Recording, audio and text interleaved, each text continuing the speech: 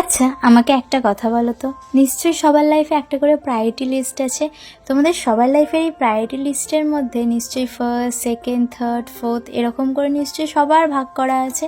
সবার লাইফের প্রায়োরিটি লিস্টগুলোর মধ্যে ফার্স্টের দিকে নিশ্চয়ই তার বাবা মা, না হলে তার ভাই বোন, লাইফ পার্টনার, না হলে তার সন্তান, এরকম কিছু না কিছু থেকেই থাকবে। তারপরে এইভাবে সেকেন্ড, থার্ড, ফোর্থ প্রত্যেকটা ফ্যামিলি মেম্বার আস্তে আস্তে প্রায়োরিটি লিস্টের মধ্যে ঢুকে যায়। আমাদের সময়ের সাথে সাথে মাঝে মাঝে প্রায়োরিটি লিস্টটা চেঞ্জও হয়, মানে কেউ কেউ মাঝে মাঝে আমাদের প্রায়োরিটি লিস্ট থেকে সরেও যায়, আবার তারপরে কেউ কেউ অ্যাডও হয়। এরকম অনেকেই আছে যারা মাঝে মাঝে পরিবর্তন হয়ে থাকে। কিন্তু এই যে প্রায়োরিটি লিস্টটা আমরা আমাদের লাইফে রাখি, সেইখানে আমরা নিজেদেরকে কত নম্বরে রাখি কোনোদিনও ভেবেছো?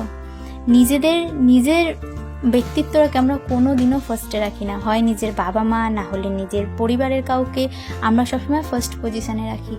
আর আমরা নিজেদেরকে কোনো দিনও ফার্স্ট পজিশনে রাখি না। যেদিন নিজেদেরকে রাখবো সেদিনকে হয়তো লাইফটাই চেঞ্জ হয়ে যাবে, তাই না?